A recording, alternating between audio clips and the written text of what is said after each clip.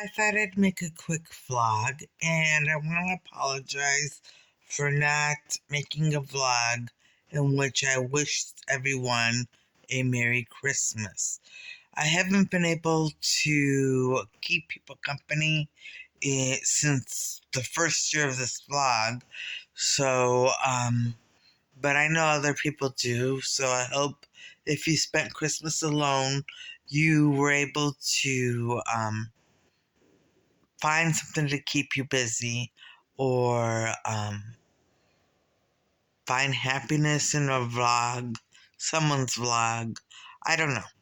But I hope you had a Merry Christmas. My Christmas Eve and my Christmas were a bust.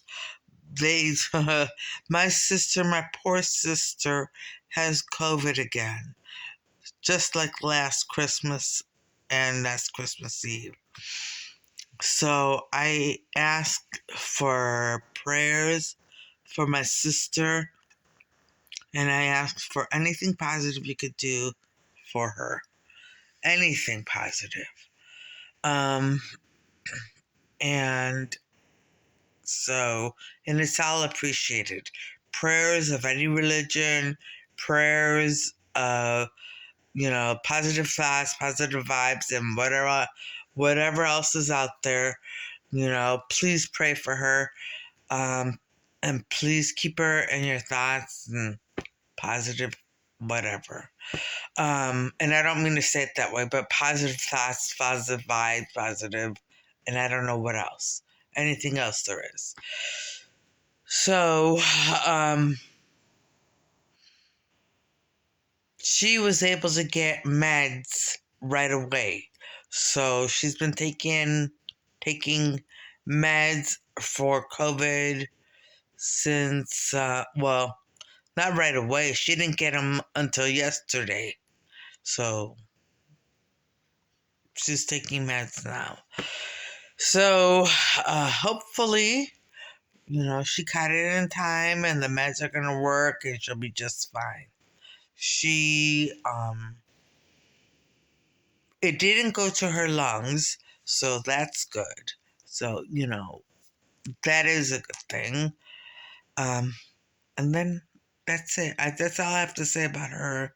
I don't want to tell too much of her personal business. She's just ill right now with COVID. And then also, I wanted to talk a little bit about my Christmas. Really, we did nothing. We did nothing. My mother and I didn't celebrate in any way. We had plenty of food. I had plenty of pop and cigarettes to last through an Arctic blast that came through here. And we just snuggled in. That's all we did. All we did.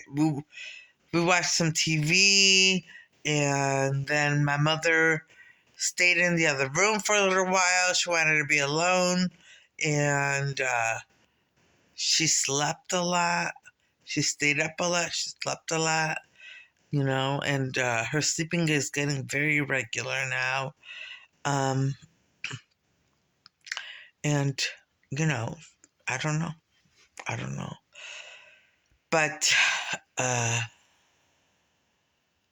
we were happy. I also slept a lot, There was nothing to do. We both slept a lot. And so that brings me to New Year's. And New Year's I hope everybody enjoyed Christmas or had a better Christmas than I did. Because, like I said, we enjoyed ourselves. We did nothing, but we enjoyed ourselves anyways. And that brings me to New Year's Eve. And I want to say a few things about what I want for the New Year's for myself. And then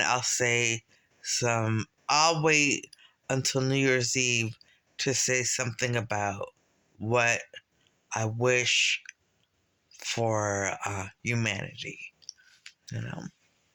Not that you want to know, but I'll just say it then. So I posted on Blogster a few things, and I'm going to go into detail here.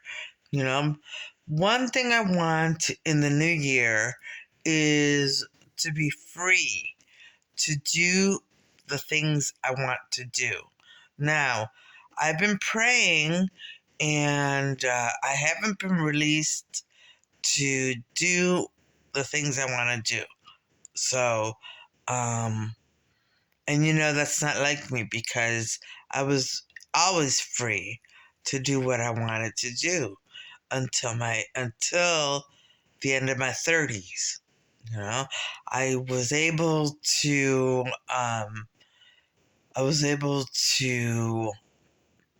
work out. I was able to clean the house. I was able to do the dishes. I was able to go for walks and, you know, and do creative projects and everything like that. And I know I was able to do all that at the beginning of this vlog, but something has changed and I don't know what it is. So I'm going to have, I can say that there's spells and curses, but I don't know. I know that my meds have changed since the beginning of this vlog, so I'm going to have my meds evaluated to see if that could be the cause of me always getting started and then feeling like I'm being forced to just sit down and do nothing. So that's going to be the first thing. And, hopefully through Jesus, because I can't do anything on my own, but through Jesus, I'll find the answer and be able to start being more productive and active every day. Okay, and the second thing I want to talk about is having more income in the new year. And I've been blocked so many times by, well, I don't want to get into saying it's all witchcraft and everything like that. It's people in Cleveland. And yes, I was told there were witches, and some of them even told me there were witches. So, witchcraft. I'm just going to say it. Witchcraft. And these men and women follow me around everywhere I go. They find out where I go, and then they go there and ruin it for me. If they find out where I'm going to be, they'll show up and they'll ruin it. If I'm doing something, they'll show up and they'll ruin it. So, I don't go anywhere. I really don't. I try very hard not to do too many things because, I don't want all the dirty looks or the people looking at me funny or people smirking at me or people knowing my business. The less people know about me, the better, but it seems like everyone knows everything about me and lies too. Lots of lies. Not just the truth, but lots of lies. From people who just are so ill, so very ill, and I feel compassion for them because I've had trauma, I've been ill, but through Jesus and through a lot of help from my men, I can say that I may not be whole, but I'm definitely a lot better off than I was before. And so, for whatever reason, they are actively trying to destroy me and actively, following me around and it seems as if they're obsessed, and it's very sad to waste your life being obsessed with someone, you know? And over and over again, they get angry about things I may have done in the past. But I did this, and I did this, and then they get even, and then they have to get even again, and then they have to get even again. Anyway, but I'm going off on a tangent. The point is that I cannot get a job because it'll be fine for a few days, and then once they find out where I'm working, I'll go to work, and then suddenly everyone's attitude has changed towards me. So, I can't. And then people know what I do at home in my private life because they've had me investigated. Well, someone told me that they had me investigated a long time ago. And I don't know if the cameras are still in the house or not. I don't know.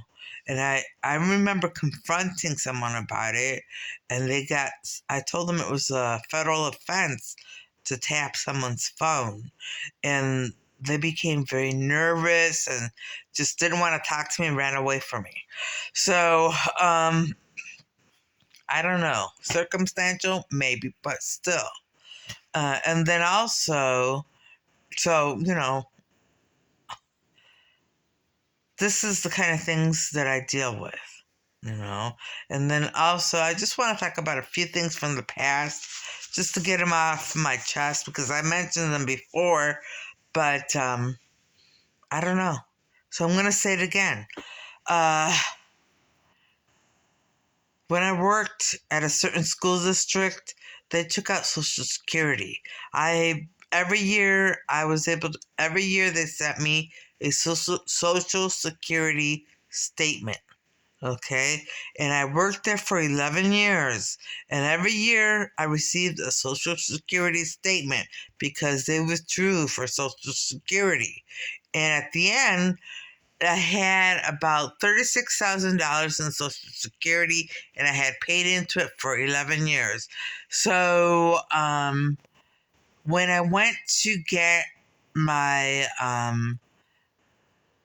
Social Security disability or SSI, whatever, insurance, they said I did not have anything in Social Security. Nothing. And I said, but that can't be possible because I had the statements. And they said, can you produce the statements? And I said, no, I can't. I can't. I don't know where they are. Anyway, because I had moved several times since then. And then I looked online and there was no record of them. So I don't know. The government, I have no idea. Someone is playing games with my money. So I have been living on such a small amount of money for years and years and years. Small, Like they expect someone to live on $500 a month. Seriously? Seriously, $500 a month? So, but I've made the most of it. And I do some little things here and there, earn extra money. But yeah, they ripped me off. The government ripped me off of my Social Security, and I've called the school district several times, and they flat out lied to me and said that they don't take out Social Security. So who knows? Someone's lying somewhere. I had the statements. They came in the mail, and I don't know. Anyway, so that's that. And these are just things about my income, about how they've destroyed all my income. And so then also, when I was working at a school district, and I was clearly, having some serious issues, I asked about disability, and they told me they didn't offer disability. So there we go again here. Yeah, a major school district, doesn't offer disability. I don't think so. So, and I I didn't check. I was too ill to check my contract to see if they offered disability. I was too ill. So now there, and then I left the school district, and they said nothing about disability, and so just lied to. And then when I came back from New York, I tried to get back into my house, and suddenly I owed $11,000 in taxes, which I had been paying up until I left. $11,000 in a year and a half of taxes, and $2,000 in water bills. And, I tried to get payments on the taxes, and I couldn't move in with $2,000 water bill.